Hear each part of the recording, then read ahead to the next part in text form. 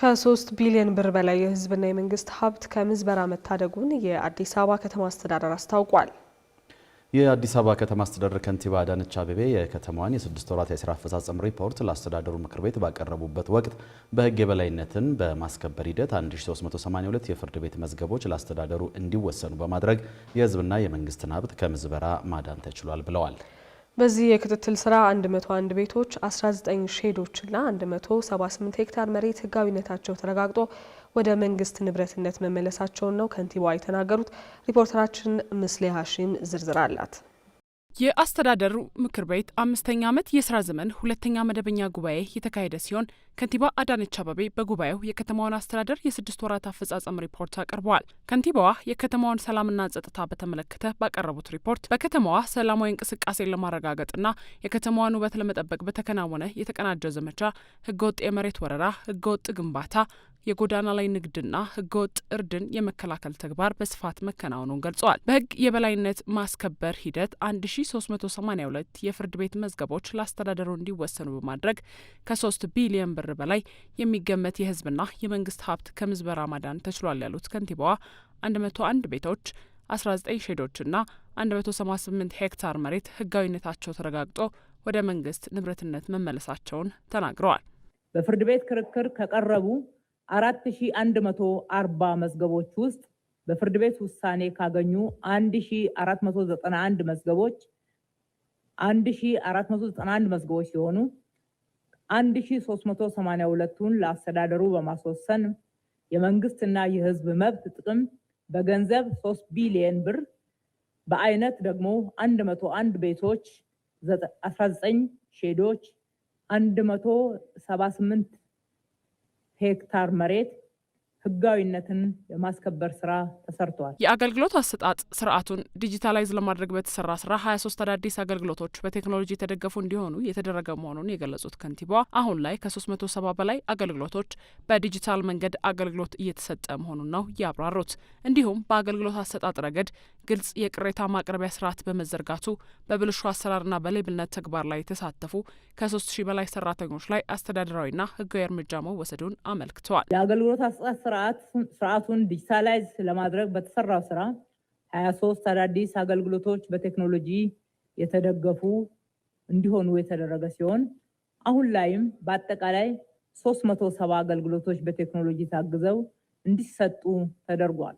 የተለያዩ ጥፋቶችን የፈጸሙ አገልጋዮችን ተጠያቂነት ከማስፈን አንጻር 61 አመራሮች፣ 126 ዳይሬክተሮች እና ቡድን መሪዎች እንዲሁም ከ3000 በላይ ሰራተኞች በአገልግሎት አሰጣጥ ላይ በፈጸሙት ጥፋት ተጠያቂ ተደርገዋል። ከንቲባዋ በመንግስት በጀትና በበጎ አድራጎት ከ12000 በላይ መኖሪያና ንግድ ቤቶች ለልማት ተነሺዎች፣ ለአገር ባለውለታዎች በጨረታና በመልካም አስተዳደር ማስተላለፍ መቻሉን በሪፖርቱ ያቀረቡ ሲሆን በመንግስትና የግል አጋርነትና በከተማው በጀት ሊገነቡ ከታቀዱ 100,000 ቤቶች ላይ 97,000 ቤቶች ወደ ግንባታ ሂደት የገቡ መሆኑን አብራርተዋል። በግልና ሪል ስቴት የተገነቡ 13517 ቤቶችና በኮሪደር የለሙ 810 የንግድ ቤቶችን በልማት ለተነሱ አነስተኛ ነጋዴዎች ለማስተላለፍም ቅድመ ዝግጅት መደረጉን ገልጿል። በመንግስት በጀትና በበጎ አድራጎት 11550 የመኖሪያ ቤትና 707 የንግድ ቤቶችን በድምሩ 12257 የመኖሪያና የንግድ ቤቶችን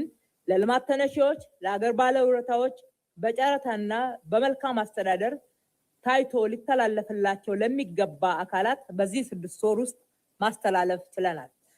በበጎ ፍቃድ ከለውጥ ወዲህ 45566 ቤቶች የተገነቡ ሲሆን በዚህ 6 ወር ብቻ 4990 ቤቶችን ገንብተን ለአገልግሎት አብቅተናል።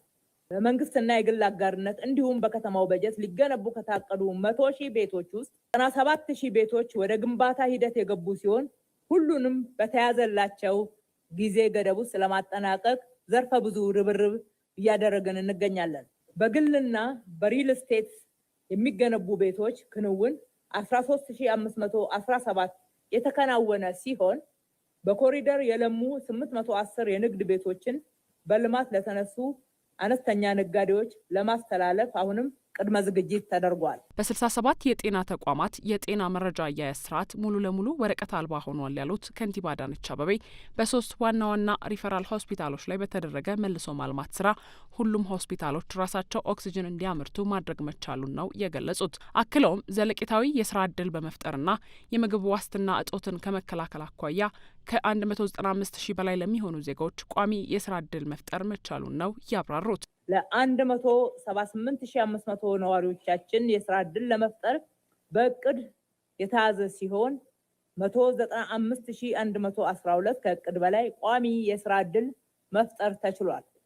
በተጨማሪም በኮሪደር ስራና በወንዞች ዳርቻ እንዲሁም በቤቶች ግንባታ ከ250 ሺህ በላይ ጊዜያዊ የስራ ዕድል የተፈጠረላቸው እንዲሁም በግንባታው ላይ በስፋት እየተሳተፉ የሚገኙ ዜጎች ሰፊ እድል አግኝተዋል። በገቢ አሰባሰብ ረገድም በግማሽ ዓመቱ ለመሰብሰብ ከታቀደው 176 ቢሊዮን ብር ውስጥ 162.7 ቢሊዮን ብር መሰብሰብ ተችሏል። ይህም ከተማዋን በገቢ አሰባሰብና በጀትን በአግባቡ በመጠቀም ረገድ ከአፍሪካ ከተማዎች ቀዳሚ እንደሚያደርጋትና ልምዷን ለሌሎች እንድታካፍል ማስቻሉ ነው የገለጹት።